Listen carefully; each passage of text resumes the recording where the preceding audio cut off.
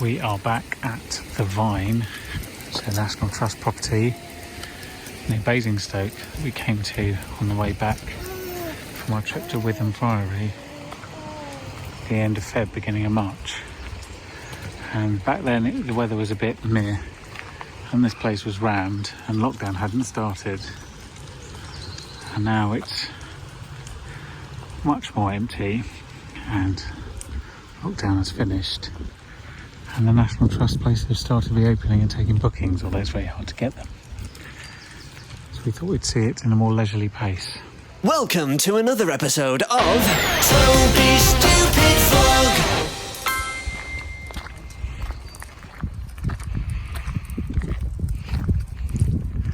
So there's a one-way system around the lake, so we're doing the loop joined up on the north lawn over there.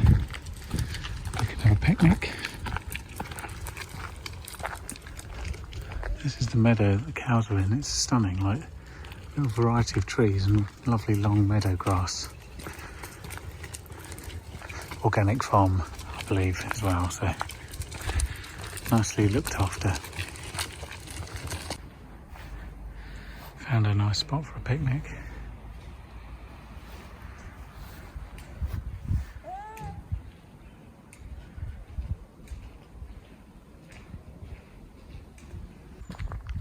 We've been on a little circumnavigation of the woods, having had lunch.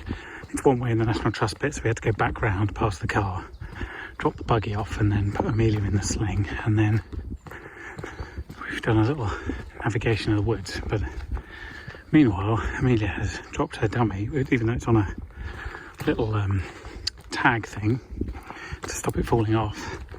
We just stopped and someone was like, "Is that Amelia?" I'm like, "Huh?" I'm like, "Yes, I think your dummy's about 800 yards back there." So I've spent the last 5 minutes trying to find it, which I have now, because it got stuck in the ferns on the side of the road. But anyway, it's a nice walk, very nice woods.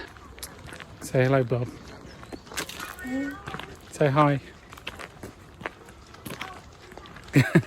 Okay, that'll do. You look very worried. Why are you so worried? You don't trust the driver? No.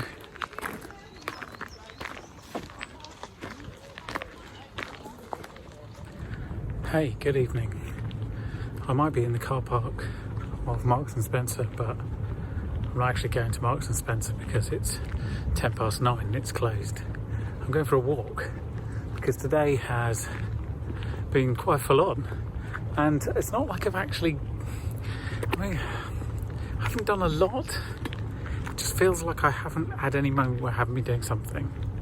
And I think that is kind of the nature of juggling home life with work and a board position and, you know, a baby. I feel like if I list out all the things I've done, it will feel more real and I can feel more productive. So this is, I guess, a quasi-normal day of my life, aged almost 40. As I said, I'm not turning 40 until I can have a party. And during, you know, the COVID year, with a newborn-ish, which is 8 months. So I woke up this morning at about 7 a.m, which is unusual for me, it's quite early. And I woke up quite suddenly. I was just awake, you know, there was no gradual process. And I wasn't woken up by anything per se. So 7 a.m, went into the living room. Crystal and Amelia have been up for a couple of hours. That's pretty normal. Amelia often wakes up anywhere between 4:30 and 6:30. And last night was a bit better, so it wasn't closer to 5:20, I think. Anyway, so a bit of fun times there, playing around in the living room. Then I realised I need to have breakfast because Crystal and Amelia were going out shortly thereafter to see another friend and baby, our cousin-in-law, or Amelia's cousin-in-law, I should say. Ask me about that later. Had breakfast. Amelia had breakfast. They got ready to leave. I started making a loaf of bread with a mix of flours because I've run out of bread, so started doing all that shenanigans. They went out, I finished the bread, had a shower, then started cooking dinner because it's a slow cooked pork dish. It's a French thing and it took about an hour's worth of prep. Chopping meat, browning it, adding it to a pot, cooking a load of vegetables, cider, bacon, anyway, all that shenanigans. Then I hoovered the flat. Then I read board papers for about an hour. Then they got back. I had lunch. Then I started prepping for my board meeting this afternoon rather. That started at 4, went on for 2 hours till 6. Then it was Amelia's bedtime. Then after that I went to M&S to buy more ingredients to have with our dinner. Finished off cooking dinner, ate dinner, watched Community, drank a bit of cider, collapsed broadly. Crystal's been lying on the floor for like an hour, and I've been sitting there doing my German and Italian homework and wondering about the work that I've got tomorrow and making sure that I've got it all set up, ready to go. And I decided to go for a walk. So I feel like I've achieved something now. I've said all those things, but at the time it just felt like I was just doing stuff, but doing things doesn't always feel very productive. It's completing things and looking back at what you've done that actually feels productive. Anyway, I'm not saying all this to brag because it didn't feel very productive at the time. I'm just saying it as a record of kind of what a day looked like. So when I look back at like, what did we do for all those days during COVID? I now have a record of that. And a lot of prep. Prep doesn't feel productive, but it does help, definitely. It was super hot again today. I think it reached 33 degrees, but until I went out to buy like spring greens at 6:30 this evening, I hadn't left the flat. And by the sounds of it, probably best. Like I went out yesterday in peak heat and it was a bit much, to be honest, so it was nice today to avoid that. Tomorrow's going to be finally a little cooler, and it kind of ebbs and flows, doesn't it? When it's hot you wish it was cool, and when it's cool you wish it was hot. But you know, I'm quite happy with the low 20s. That's centigrade Celsius for Americans watching this. Learn the metric system. I don't need more than that. That's good for me.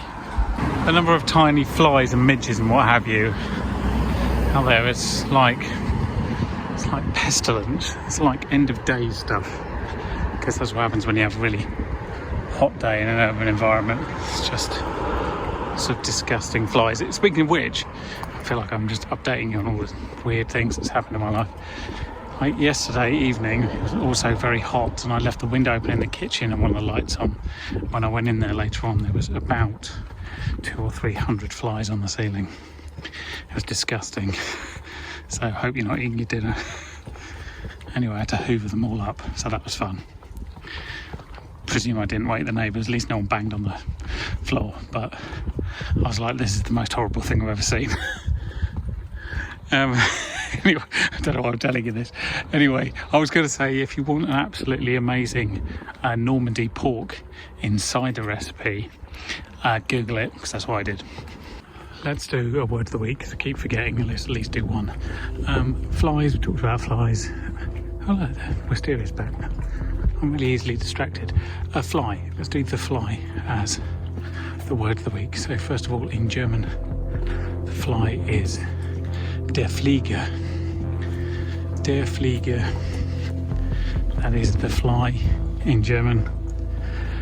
And in Italian, the fly is la mosca. La mosca. That is fly in Italian. That is, so there we go. That's fly, word of the week. You're welcome, Jeff Goldblum. Do you know, I think I miss early lockdown, because there's no lockdown at all now. And despite Well, the government says there's no lockdown, there's nothing. The reason I mention it is, like, one of the key drivers, they think, behind why it was so bad in northern Italy was that there was a big Champions League football game, and Atalanta won, and was sort of unprecedented for them, and there was a lot of celebrations, people going out hugging, drinking, you know, all sorts of people around each other's houses watching it. It was basically a massive social occasion, and that basically forced the spread of COVID around northern Italy much more quickly than it otherwise would have done. And tonight there is quite an important football game in the English Premiership, where if Man City don't win tonight, then Liverpool win the league. And there was a lot of people out watching it on the green in groups, lads just hanging around drinking beers like there's no such thing as social distancing, handing each other pint glasses like it doesn't really matter who's touched what. And I kind of feel like we don't learn anything at all. Like, it's the difference between the beginning of lockdown and now in terms of the likelihood of you getting the virus is very, very little indeed. The substantial difference is that there was very strict rules at that point, and there are none anymore. It's a real shame, but the second peak is inevitable. Good almost morning. It's Friday, and I've been for a walk whilst Crystal and Amelia went to Kingston to do a bit of shopping for the first time in a while. Cyclical redecorations have restarted, which is, I mean, God, it feels so long ago that they started, but and it's another very hot day. It was supposed to rain, but it didn't, so I don't know that I'm going to go out much more today, to be honest. I'm going to hide in the shade.